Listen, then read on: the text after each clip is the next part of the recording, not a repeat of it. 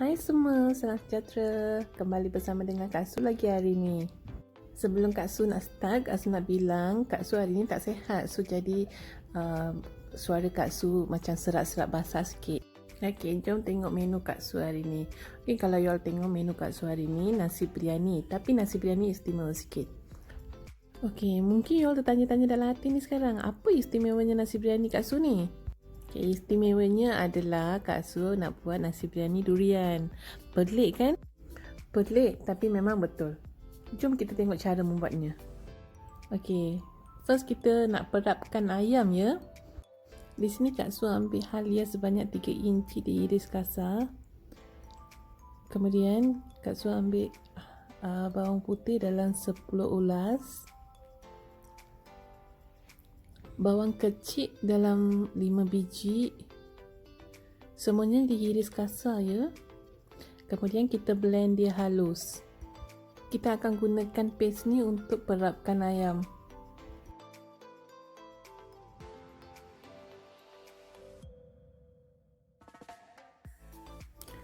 Di sini Kak Su ambil dalam 8 ketul ayam, anggaran untuk 3 orang. Seterusnya masukkan paste yang kita blend tadi.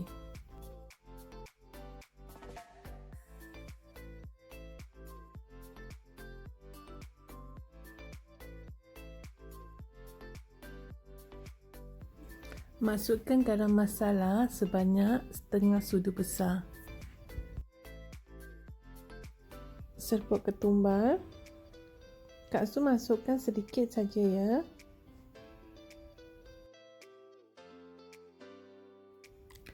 Serbuk kari daging sebanyak 2 sudu besar.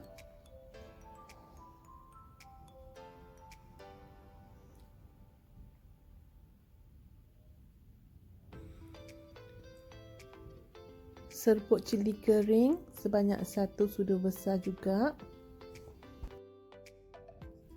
Kemudian gaulkan semua bahan-bahan tersebut supaya menjadi sebati dengan ayam.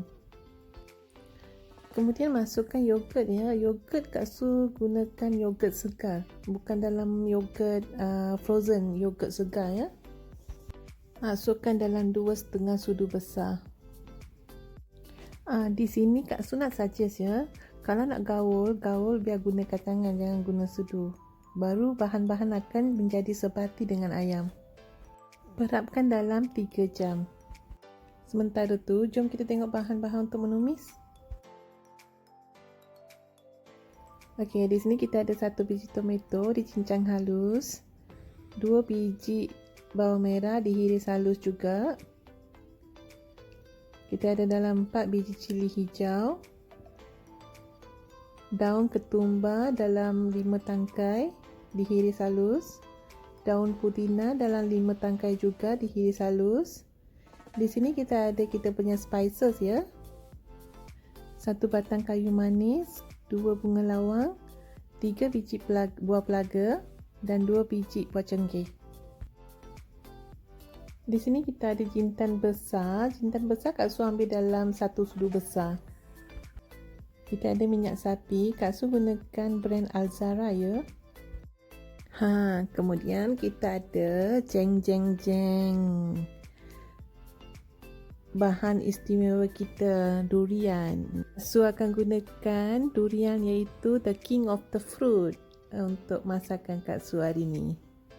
Pastikan durian dah masak ya. Jom kita tengok cara membuatnya. Okey, di sini kita nak goreng bawang goreng. Untuk goreng bawang goreng, lebihkan minyak dan masukkan bawang goreng yang sudah diiris. Untuk bawang goreng yang sedap dan lengkup, masukkan sedikit garam dalam minyak.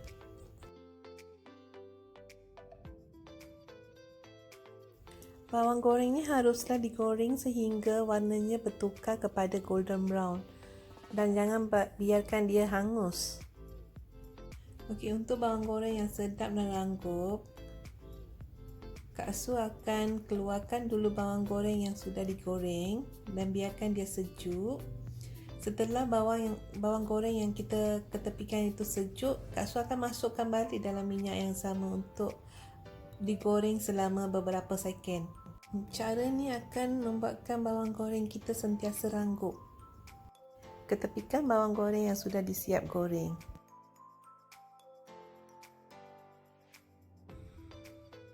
Kemudian dalam kuali yang sama, kita masukkan minyak sapi sebanyak 1 sudu. di sini Kak Su lupa tunjuk semasa Kak Su masukkan spices kita. Okey, masukkan spices kita ya dalam minyak yang sudah panas. Seterusnya masukkan bawang yang sudah dihiris.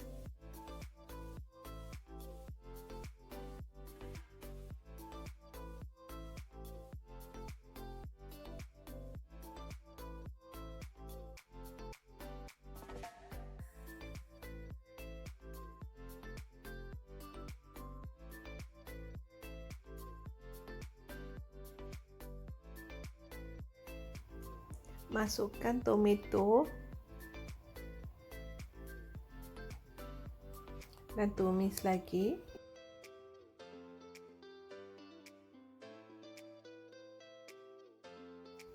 Okey, di sini Kak Su lupa tunjuk lagi semasa Kak Su masukkan cili hijau dan ayam yang sudah diperap tadi. Kak Su gelabah sikit hari ni sebab Kak Su tak ada assistant. Kak Su ambil video sambil masak sendiri. Tapi tak apalah, kita tak skip kita punya step. Setelah tomato ditumis, Kak Su terus masukkan cili hijau dan kacau sebentar. Kemudian masukkan ayam yang sudah diperap dan kacau sehingga sebati. Kawan-kawan, tumis dulu ayam tu dengan minyak tanpa tambah air. Setelah rempah dah masak, kita tambah sedikit air. Cuma sedikit sahaja ya.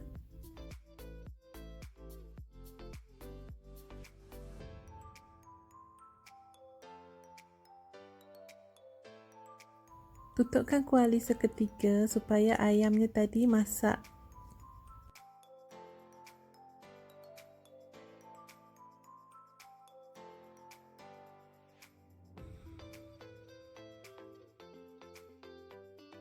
Masukkan garam secukup rasa.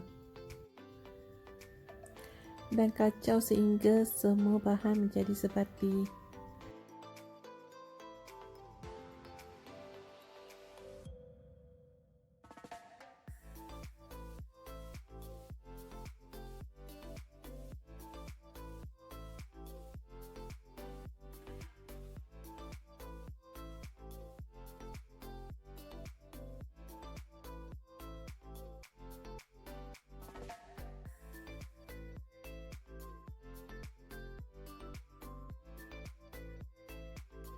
Masukkan gula perang sebanyak 1 sudu.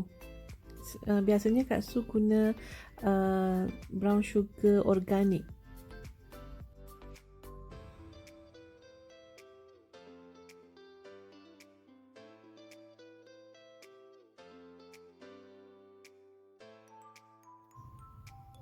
Kemudian kita masukkan daun ketumbar dan daun putina. Di sini kalau kawan-kawan nak tambah daun putina lebih sedikit boleh, sebab daun putina ni akan bagi haruman yang sedap untuk nasi biryani. Sebenarnya biasanya kalau Kak Su buat nasi biryani, pada peringkat ni Kak Su akan masukkan lagi yogurt dalam 2 sudu ataupun 3 sudu. Tapi dalam resepi kita hari ni, Kak Su tak akan masukkan yogurt. Untuk gantikan yogurt, Kak Su akan masukkan bahan istimewa kita iaitu durian, the king of the fruit.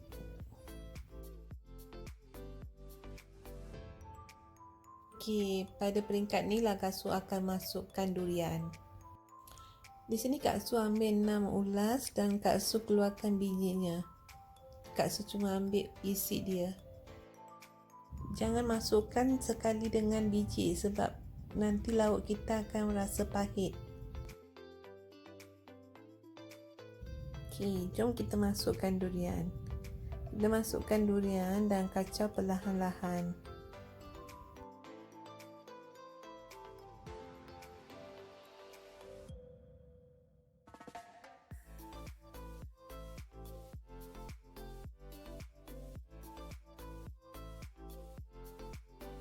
Semasa mengacau, pastikan durian dan lauk sebati.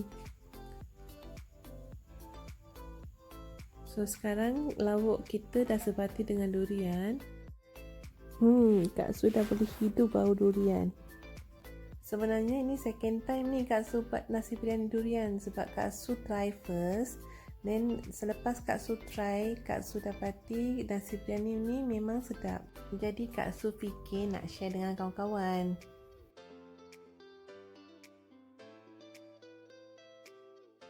Untuk nasinya pula Kak Su ambil 400 gram beras Faiza, beras basmati Faiza.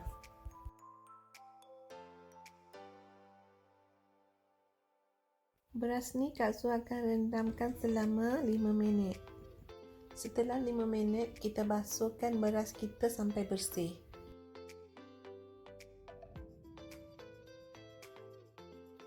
Di sini kita akan rebus nasi kita. Kita tak akan masak, kita akan rebus. Jadi masukkan berasnya tadi dalam periuk dan tambahkan air yang secukupnya. Kalau boleh, biarkan airnya lebih. Kemudian kita tambahkan 2 sudu minyak. Okey, fungsi minyak ini adalah untuk mengelakkan daripada nasi kita melekat. So jadi selepas kita masak, kita akan dapat nasi yang cantik dan tidak melekat. Nasi jangan direbus sampai lembik ya, biarkan dia masak dalam 80-90%. Kerana nanti kita akan masak balik dalam low flame. Setelah nasi kita masak dalam 90%, tapiskan air, biarkan airnya turun. Ya kawan-kawan, pastikan nasi kita betul-betul kering ya. Untuk menumis nasinya pula, di sini kita ada minyak zapi. Kita ada gajus dalam segenggam. Dan kita ada spices. Kayu manis, bunga lawang, buah pelaga, bunga cengkeh. Di sini kalau you all tengok, nasi kita berderai disebabkan kita tambah minyak tadi. Ini yang nasi yang cantik untuk nasi biryani. Jom tengok cara menumis. Masukkan 2 sudu minyak sapi di dalam kuali, biarkan dia cair. Dan gorengkan gajus kita sehingga warna kekuningan. Pastikan goreng dalam low flame ya. Once more lagi Kak Su lupa tunjuk. Untuk menumiskan nasinya pula, Kak Su masukkan spices kita di dalam minyak yang sama. Masukkan gajus sekali dan kacau sehingga sebati. Kemudian masukkan warna kuning iaitu warna nasi biryani sedikit demi sedikit. Dan kacau seperti di dalam video ni.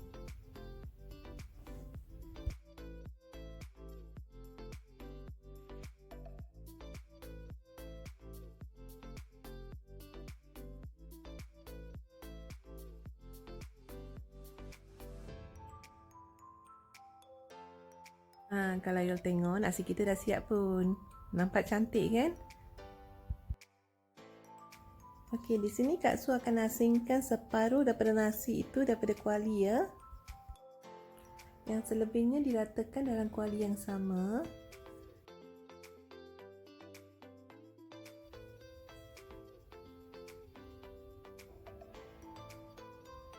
Seterusnya Kak Su akan masukkan lauk yang dimasak tadi di dalam nasi ni. Masukkan semua.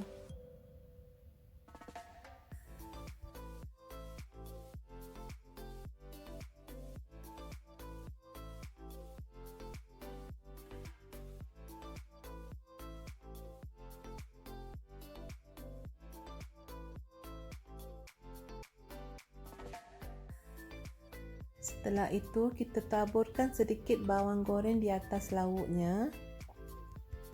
Dan taburkan nasi yang kita asingkan tadi di atas lauk yang kita letak tadi. Taburkan sedikit demi sedikit supaya lauk kita tutup penuh. Seterusnya hiaskan nasi kita dengan bawang goreng, daun putina dan gajus. Akhir sekali kita akan tuangkan susu segar sebanyak dalam 150 ml di atas nasi. Tadi kita rebus beras kita sebanyak 80 hingga 90% sahaja kan. So sekarang dengan menambah susu ni, beras yang selebihnya, iaitu nasi yang selebihnya akan masak di sini. Kita tutupkan kuali kita dan biarkan masak selama 15 minit. Masakkan nasi dalam api yang sederhana. Tada! Selepas 15 minit nasi biryani kita dah siap. Bolehlah kacau daripada bawah.